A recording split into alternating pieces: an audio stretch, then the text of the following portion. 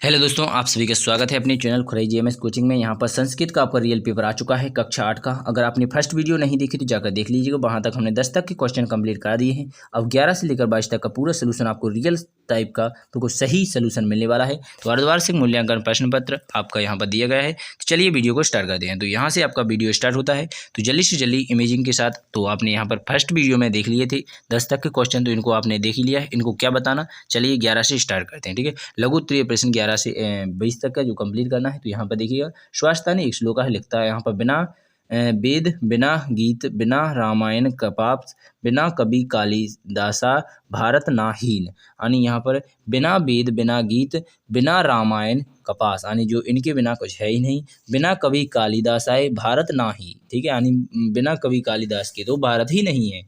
इस प्रकार इसका श्लोक है। अर्थ भी बताया गया है, हमने थोड़ा कोशिश की है। तो यहाँ पर लिखा हुआ है, यहाँ पर लिखा है संधि करोति। यहाँ पर सत प्लस यहाँ पर जुना है सज्जन हो जाएगा।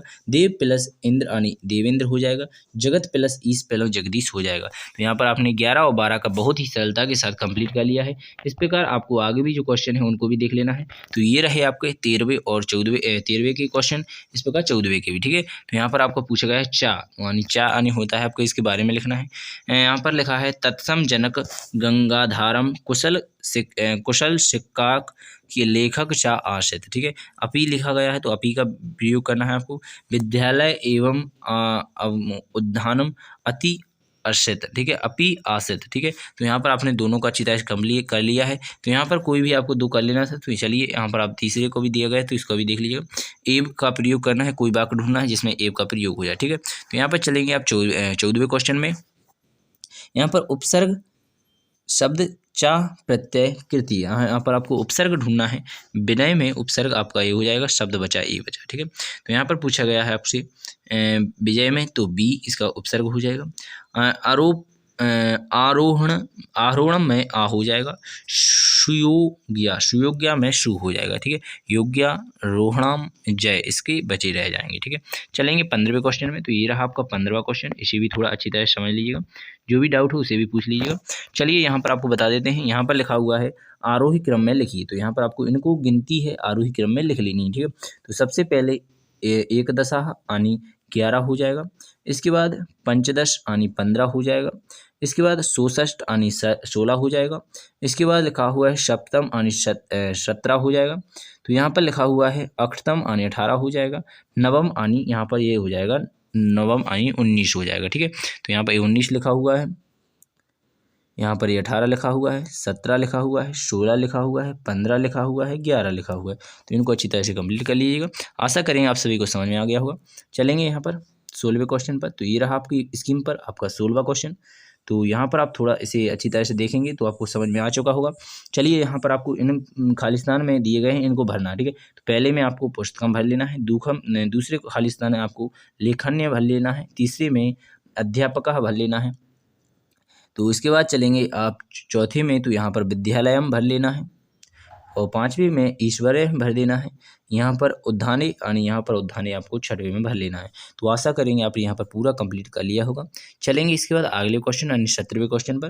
तो ये रहा आपका 17वां क्वेश्चन। आप सोच रहे होंगे यहाँ पर पूरा कंप्लीट नहीं बताया गया है। लटकार लकार में आपको यहाँ पर बता देना है। तो आप यहाँ पर यंती लगा सकते हैं। खाद्यंती, यहाँ पर कीड़यंती, तो इसका कीड़यंती बना लेंगे। इसके बाद भवंती, यहाँ पर बनयंती, यहाँ पर करोयती। तो इसका आप यहाँ पर अच्छी तरह से देख लीजिएगा। जो भी हो आप अपने हिसाब से कंप्लीट कर लीजिएगा। तो समझ में नहीं आया इसलिए नहीं बता सके, इसलिए माफ़ी चाहेंगे। इसके बाद चलेंगे 18वें क्वेश्चन में। तो यहाँ पर आपको प्रत्यय योज्य लिखती, तो यहाँ पर प्रत्यय आपको जोड़कर यहाँ पर वाक्य लिखना है। पट्ट से इस प्रकार आप इनको कंप्लीट कर लीजिएगा जोड़कर। तो यहाँ पर जो छूट गया है, यहाँ पर भूकुत्वा इसका राइट आंसर हो जाएगा। ठीक है, तो आशा करेंगे आप सभी को समझ में आ गया होगा। जिसको भी डाउट हो या कुछ पूछना हो तो यहाँ पर हम आपको इसी चैनल पर मिलते हैं, तो कमेंट बॉक्स में पूछ सकते हैं। इसके बाद चलेंगे 19वें क्वेश्चन पर। तो 19वें क्वेश्चन में आपसे पूछा गया है अधोलिखितम गद्यांश पठ्यन्ति अश्वनादम आश्रित एक वाक्यम लिखता। ठीक है, तो यहाँ पर इस श्लोक को आपको अच्छी तरह पढ़ लेना है। इसके बाद इसमें आंसर दिए गए हैं, इनको लिख लेना है। तो पहले जो क्वेश्चन है उसमें आपको यहाँ से यहाँ तक लिख लेना है। तो यहाँ पर लिखा है लोकमान्य बाल गंगाधर तिलक महान देशभक्त आसित, यानी जो बाल गंगाधर तिलक हैं वो देशभक्त हैं आसित। ठीक है, तो यहाँ पर पूछा गया है लोकमान्य मान्य जन्म। तो यहाँ पर लोकमान्य तिलक जन्म, यहाँ पर जो आपकी जन्म है उनका कहाँ हुआ था, जुलाई मासे त्रैमासिक। तो यहाँ पर आपको यहाँ से लिख लेना है त्रैमासिक दिनांक का। तो यहाँ पर दिनांक 1856 दिवसम तेईस जन्म आश्रित। ठीक है, तो इस प्रकार यहाँ तक आपको कंप्लीट कर लेना है। ठीक है, तो यहाँ पर इसका हो जाएगा। इसके बाद देखें तीसरा तिलकम जन्म किश्यम आश्रित। तो यहाँ से लिखेंगे तत्सम जन्म गंगाधर कुशल शिक्षक लेखक चा आश्रित। ठीक है, यहाँ पर आपको यहाँ तक लिख लेना है। तो आशा करेंगे आपको यहाँ पर समझ में आ चुका होगा पूरा। जो भी समझ में ना आए वहाँ पर आप पूछ सकते हैं अच्छी तरह से। चलेंगे इसके बाद आगे। तो ये रहा आपका 19 के बाद 20वां क्वेश्चन। तो इस 20वें क्वेश्चन में भी आपको एक श्लोक दिया गया है। तो माता शत्रु पितु बैरी येन बालो न पाठित न शोभन्ते सभा मध्ये हसमधे बरको यथा। ठीक है, तो यहाँ पर पहला का वाला लिखा है कृष्ण कीदृश पिता बैरी आश्रित। तो यहाँ पर एन वालो ना पाठित। तो इसके बाद गा रहेगा हसमये का ना शोभन्ते हसमधीन बको ना शोभन्ते। गा रहेगा एन बालो ना पाठ्यंत सा पिता कुत्र ना शोभते ना शोभन्ते सभा मध्य। ठीक है, मध्य। तो इस प्रकार आप यहाँ पर इसको भर लेंगे। तो आंसू से कहाँ से आए, तो यहाँ पर जो एन से आपको पहले में एन से पठयंती भर लेना है, दूसरे में हसम। तो यहाँ पर हसमुखंते से यहाँ पर हसमते बरो यथ ना शोभन्ते यहाँ पर भर लेना है। इसके बाद देखेंगे ना शोभन्ते। तो यहाँ पर आपको ये पहला वाला है ना शोभन्ते सभा मध्य। तो इस पहले यहाँ पर तीसरे नंबर पर भर लेना है। ठीक है, तो आशा करेंगे आप सभी को समझ में आ गया होगा। ठीक है, तो चलिए 21 वाले क्वेश्चन को भी देख लेते हैं। तो यहाँ पर एक एप्लीकेशन दी गई, इसमें आपको खाली स्थान दिए गए थे, इनको भर लेना था। ठीक है, तो पहले में सेवायम, दूसरे नंबर पर भरना है आपको। पहले में सेवायम, दूसरे में आवेदनम। तो यहाँ पर दूसरे का हो जाएगा। इसके बाद आयोजनम का तीसरा हो जाएगा। ठीक है, इस प्रकार आगे देखेंगे एक दिवसम। तो एक दिन की छुट्टी चाहिए। तो यहाँ पर आपका चौथे नंबर पर एक दिवसायम। ठीक है, तो यहाँ पर शिष्य हैं। तो यहाँ पर शिष्य आपका 5वें नंबर पर आ जाएगा। 5 ही आपके खाली स्थान थे। तो आपने आशा करेंगे सभी कंप्लीट कर लिए हैं। तो बिना टाइम खराब किए आप चलेंगे 21वें के बाद 22वें क्वेश्चन पर।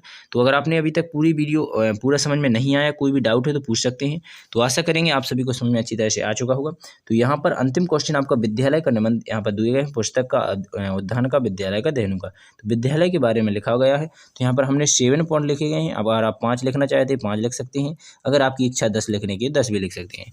आपकी इच्छा आपका काम। तो आशा करेंगे आपने यहाँ पर पूरी अच्छी तरह से देख लिए होंगे। जो भी डाउट हो एक भी क्वेश्चन में उसे हम अच्छी तरह से आपको प्रोवाइड करने की कोशिश करेंगे। इसी प्रकार सभी पेपर हम बताते आए हैं और आगे भी बताते रहेंगे। तो अधिक से अधिक बच्चों को जोड़ें, हमारी एक मदद होगी आपसे। तो आप इतनी कृपा करें कि अधिक से अधिक बच्चों को जोड़ें। धन्यवाद। बिना टाइम खराब किए नेक्स्ट वीडियो मिलेंगे, अगली वीडियो मिलेंगे। भारत माता की जय। जय हिंद।